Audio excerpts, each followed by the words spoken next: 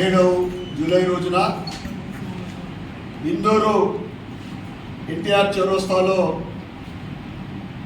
విద్యార్థుల భవిష్యత్తు కోసం విద్యార్థుల పీరియడ్స్ రాక చదువుకు దూరమై వారి కుటుంబ సభ్యులకు భారమై యువకులు అనేక దురలవాట్లకు పాల్పడి కొంత ఆత్మహత్య కూడా చేసుకుంటా ఉన్నారు.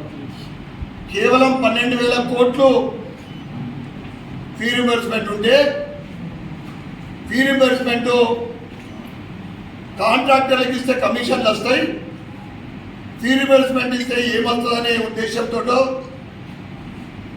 ఈరోజు విద్యార్థుల భవిష్యత్తు ఈ రేవంత్ రెడ్డి మరి భవిష్యత్తు ఆడుకుంటా ఉన్నాడు.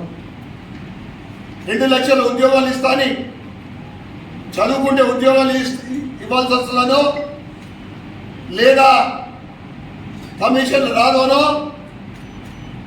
హైకోర్టు మొట్టికాయలు ఇచ్చినా కానీ అనేక సార్లు హైకోర్టు చెప్పడం జరిగింది ఫీ రీయింబర్స్మెంట్ బకాయిలు చెల్లించటని. అయినా కానీ సీఎం రేవంత్ రెడ్డికి చీమ కుట్టినంత కూడా ఇది లేదు.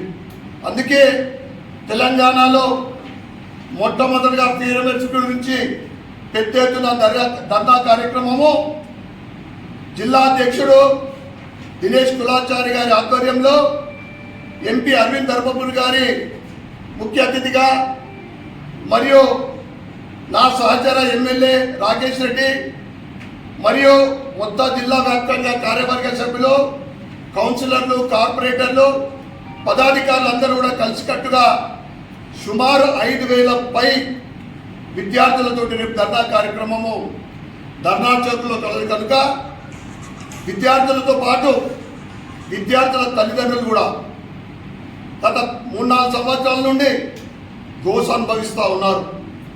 కనుక ఆ ధర్నాకు ప్రతి ఒక్కరూ విద్యార్థులు ముఖ్యంగా పాల్గొని ఆ ధర్నాన్ని విజయవంతం చేయవలసిందిగా కోరుతా ఉన్నాను.